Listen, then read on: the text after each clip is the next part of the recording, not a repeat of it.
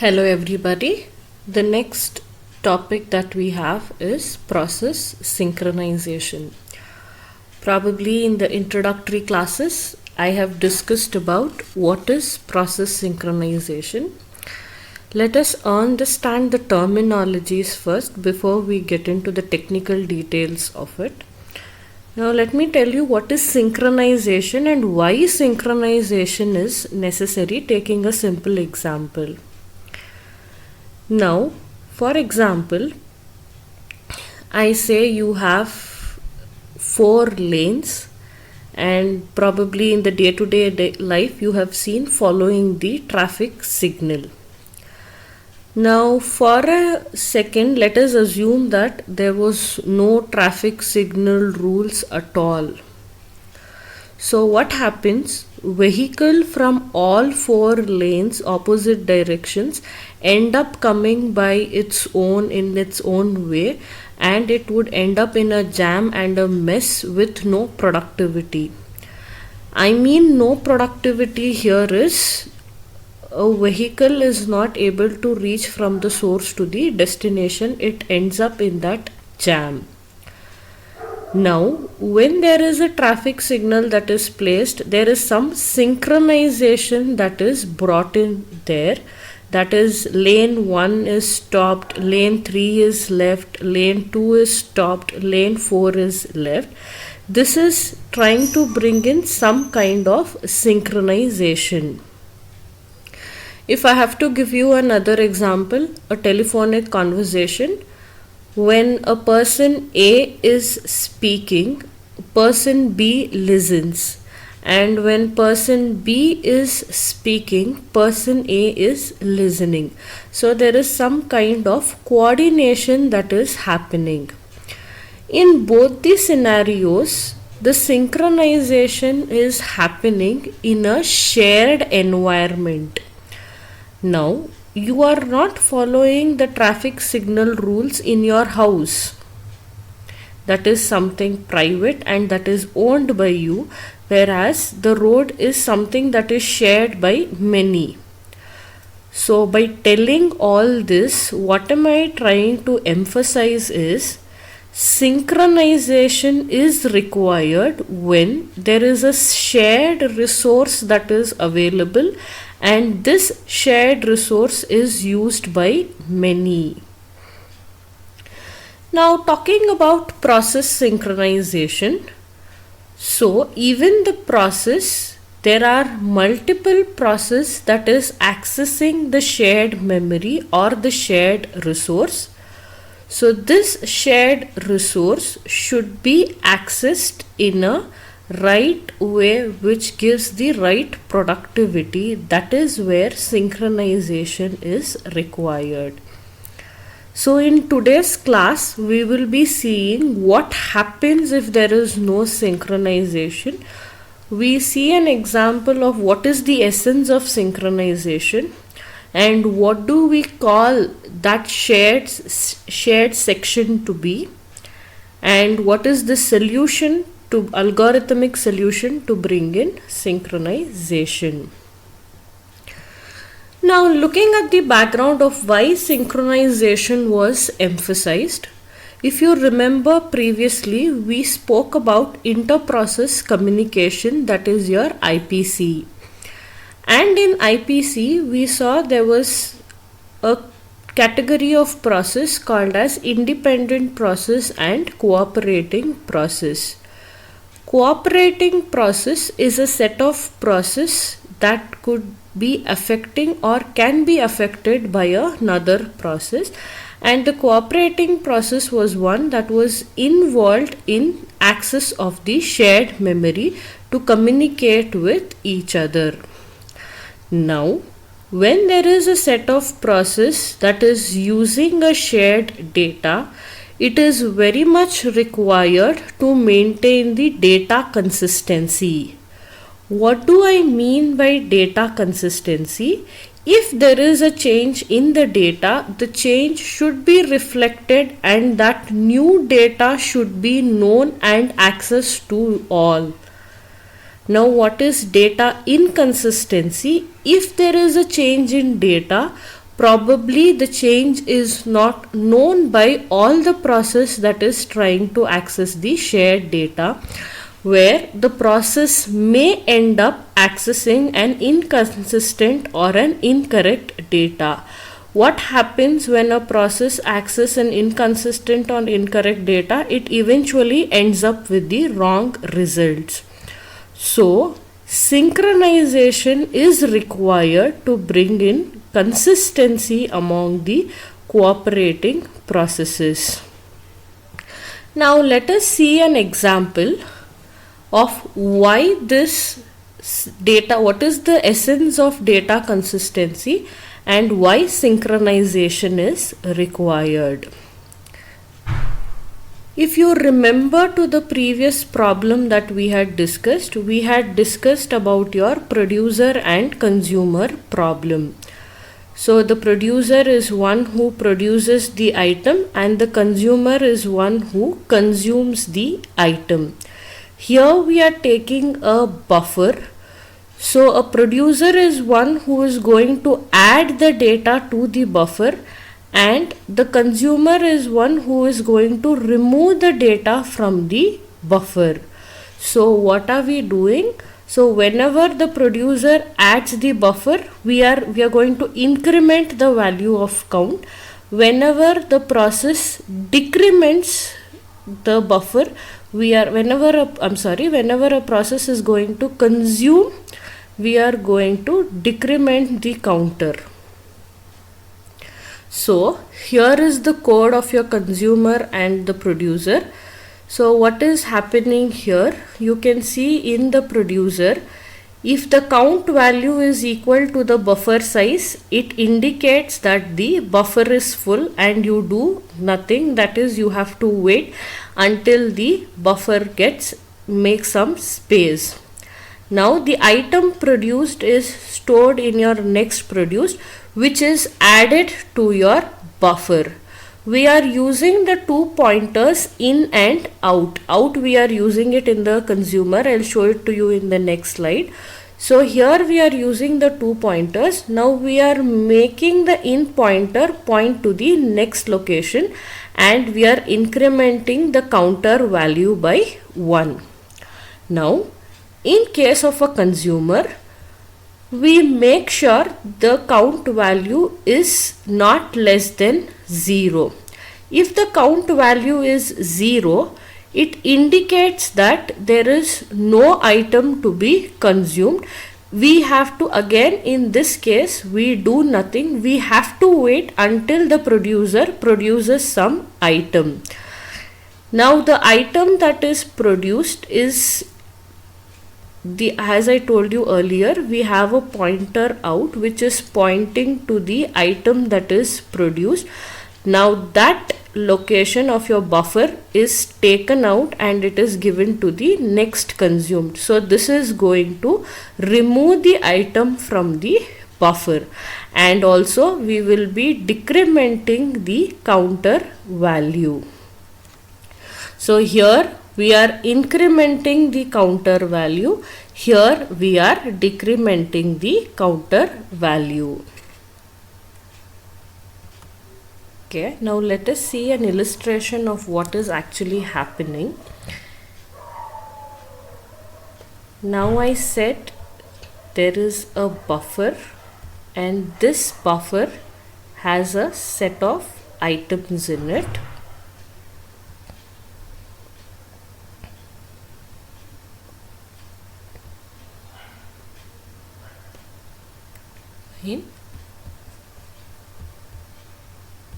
So this is my in and this is my out. These are the two pointers that I was talking about.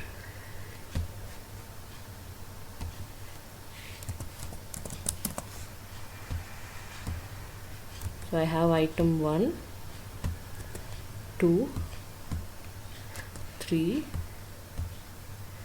4 and 5.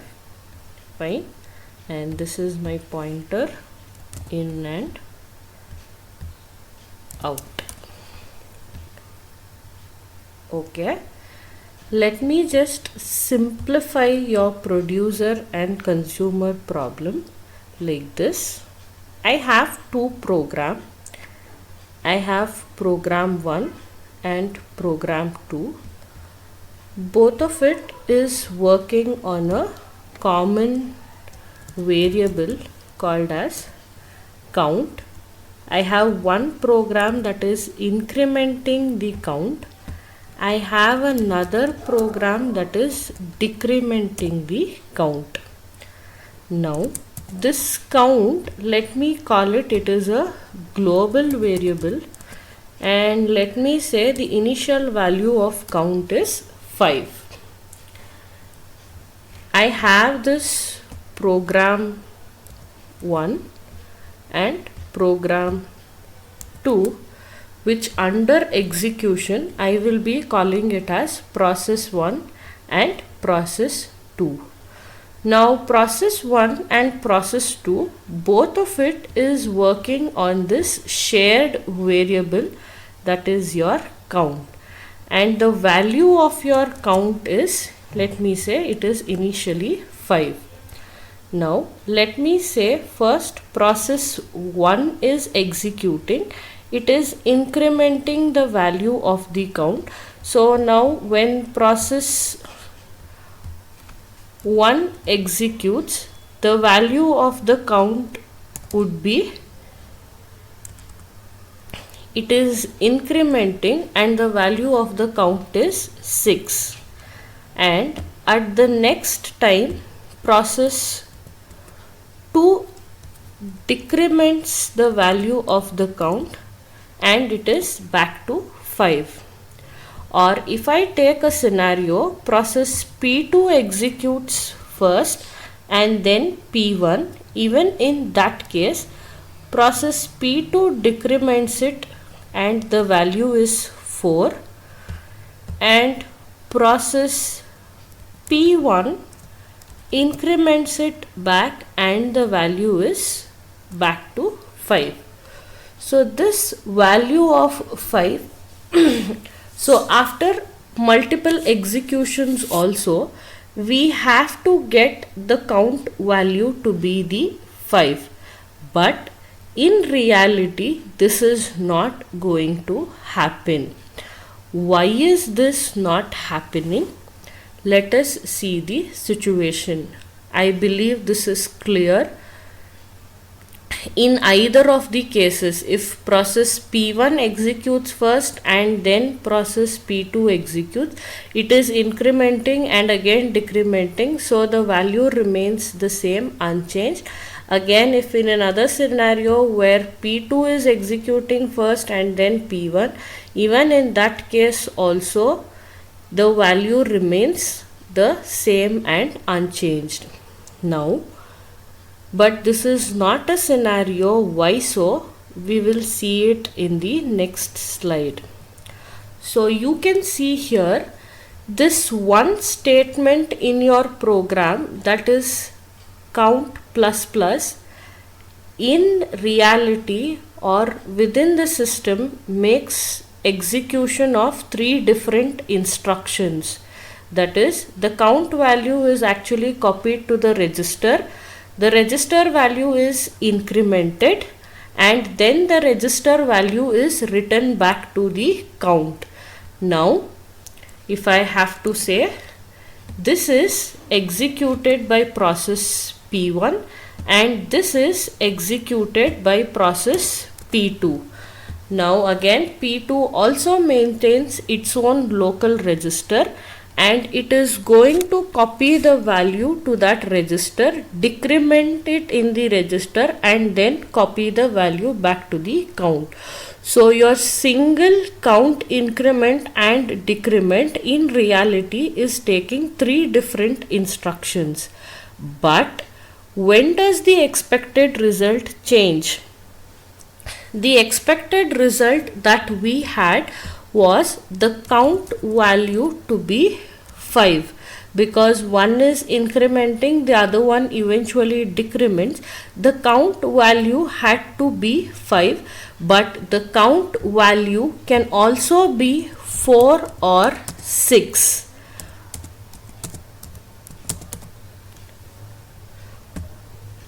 Now we will see how is that the count value could be a 4 or a 6. In between, when this execution of 3 instruction is not completed and the count value is still not written to the variable, and meanwhile another process reads it, that is where it is reading an inconsistent data. Let me show you the time intervals. Now this is the interleaving of the processes.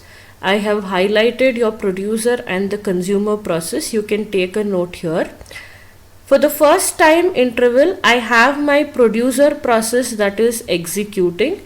It is reading the value of the count, and again the next time interval, the producer process is incrementing the value of the count. But notice here, the producer process has not written that incremented value to the variable count. It is still in the register. Meanwhile, there is a context switch and the consumer process starts the execution. Now the consumer process is reading the value of count to be 5, not 6.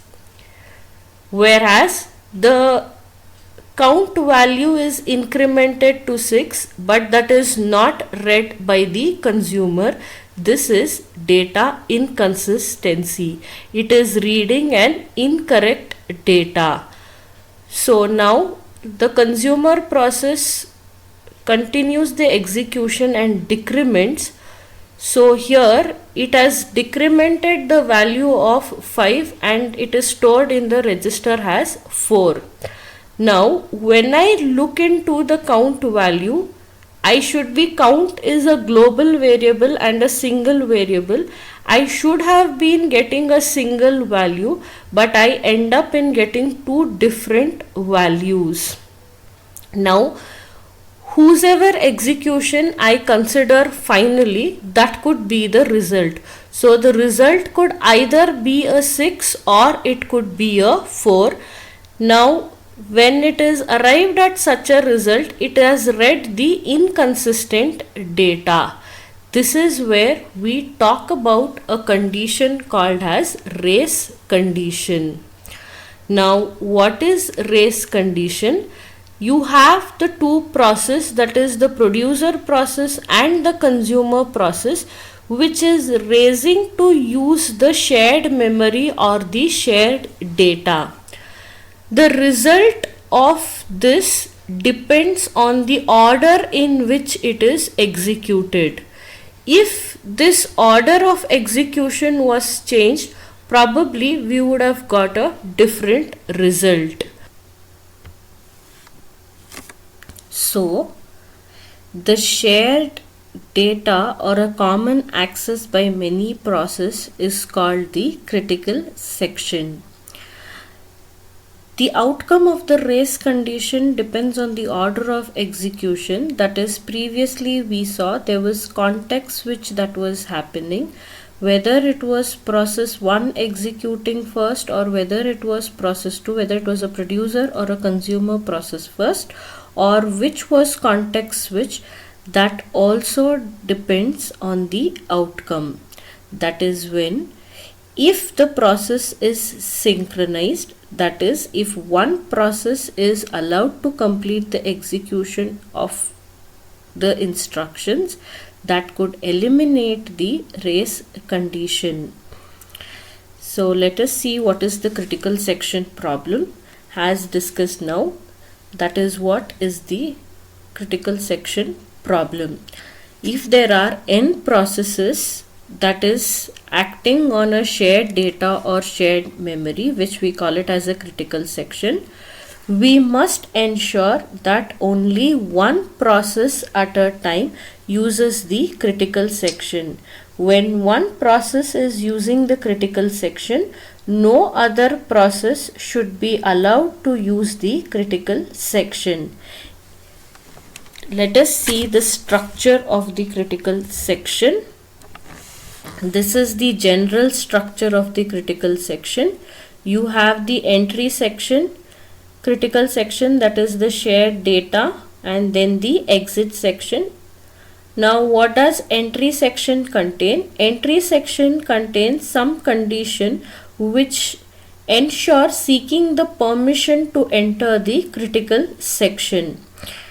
And then a process may use the critical section. The exit section, the process makes certain changes which allows the other process to use the critical section.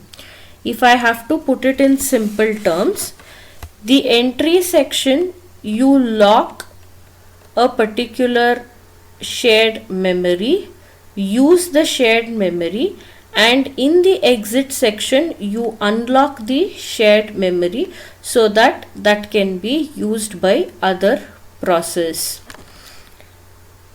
Now let us see what are the three conditions that are required to satisfy the critical section problem.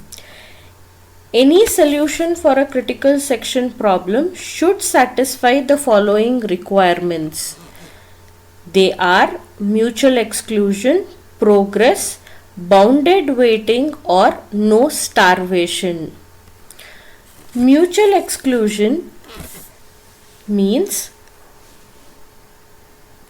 if a process is there in the critical section, you must ensure that there is no other process that enters the critical section. I repeat, the critical section solution should ensure not more than one process is in the critical section at a given point of time. The next condition that we have is progress. So progress should ensure that when no process is in critical section, any process that requests the entry to the critical section must be permitted immediately without any delay. Now, what do I mean by the same?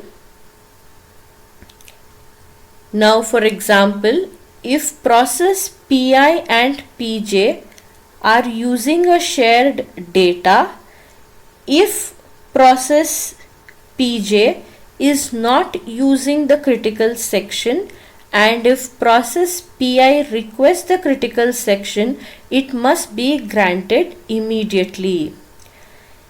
The other one that we have is the bounded waiting.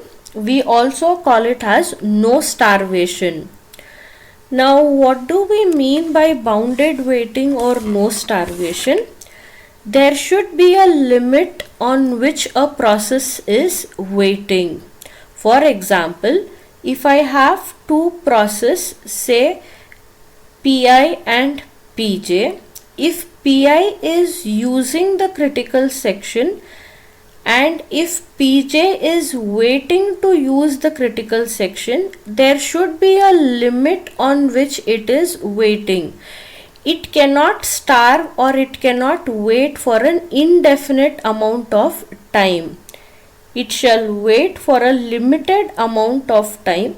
That is what bounded waiting means. The number of times that the other process is allowed to enter the critical section after a process has made the request.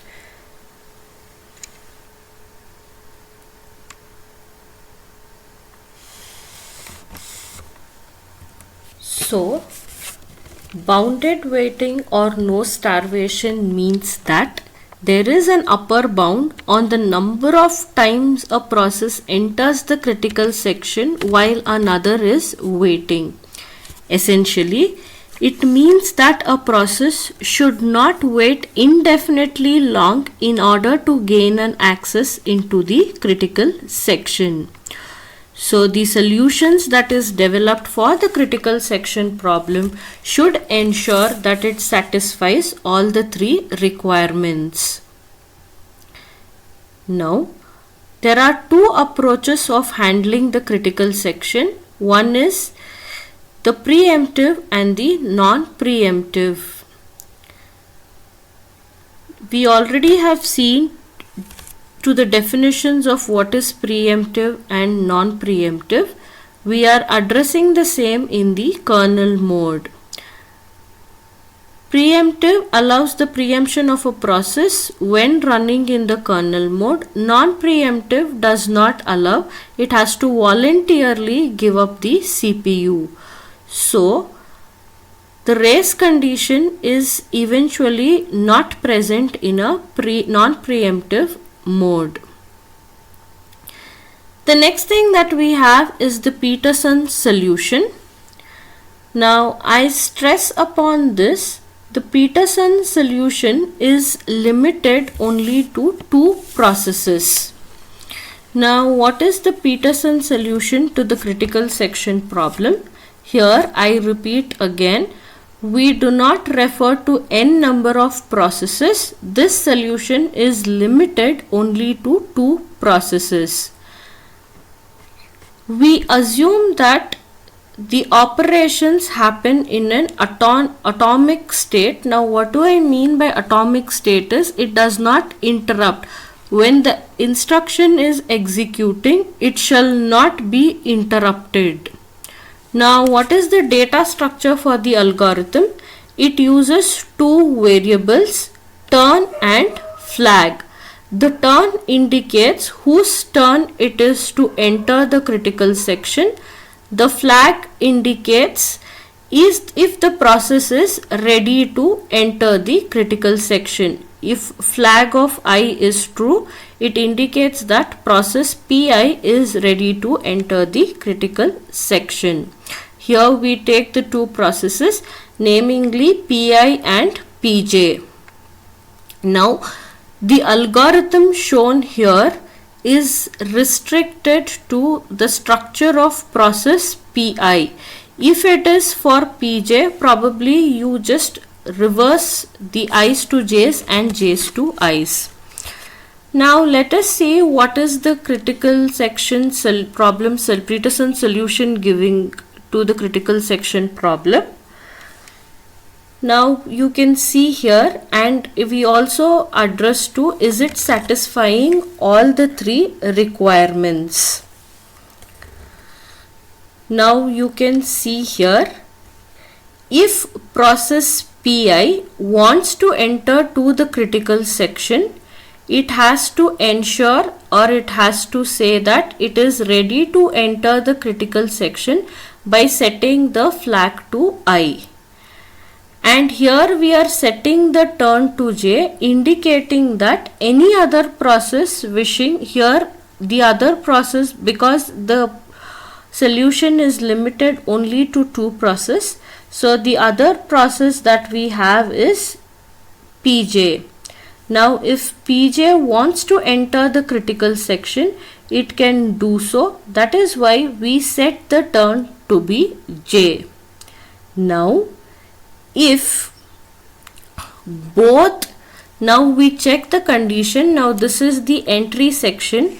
We check the condition if flag of j and true of j. You can notice the semicolon here. We say do nothing. It is nothing but we are putting the process Pi into wait. That is, if flag is true for j and if turn is also j, it indicates that process Pj is executing in the critical section and process Pi has to wait to get its entry into the critical section. If one of this condition is false, only then process Pi gets its entry to the critical section. That is, if flag of I is true and turn of j, and it is, if turn is equal to j, then Pi can enter the critical section. Again, you can notice here in the exit section, it is making flag of I to false. That is, again, it is ensuring that it has used the critical section and it is allowing other process to make its entry to the critical section.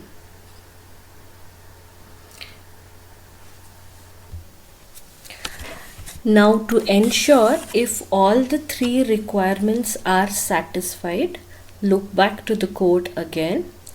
The first condition we have is mutual exclusion. So what does mutual exclusion indicate? If one process is executing in the critical section, no other process shall be allowed into the critical section. You can see here, if process Pi wants to enter the critical section, either of these conditions should be false, or I can also tell that flag of I should be true, or turn is equal to J, or turn should be I and flag of J should be false. Only in such a case it enters the critical section. So either Pi can be running in the critical section or Pj can be running in the critical section. It does not allow both. To ensure if progress and bounded waiting is satisfied, we see here again, if there is a process executing in the critical section, the other process that is trying to enter the critical section is put into this while loop, and it is put into this while loop only once, because after a process has used the critical section, it is setting the flag to false, so that at the next turn there can be another process that can be using the critical section. For example, if Pi wants to use the critical section, and if this condition is not satisfied and it gets a chance to use the critical section, after it is using the critical section, at the same time if process Pj also tries to enter the critical section, it would be put into this loop, and then while Pi completes the use of the critical section, it is setting the flag of I to false, indicating that process Pj can be accessing the critical section at the next turn. I repeat, this structure is for process Pi. You can write the structure for process Pj interchanging the variables. So hence Peterson solution is treated as one of the best solutions in case of two processes, but this solution cannot be practically used because the system has more than two processes. So what are the other solutions that is available for the critical section problem is what we will see further.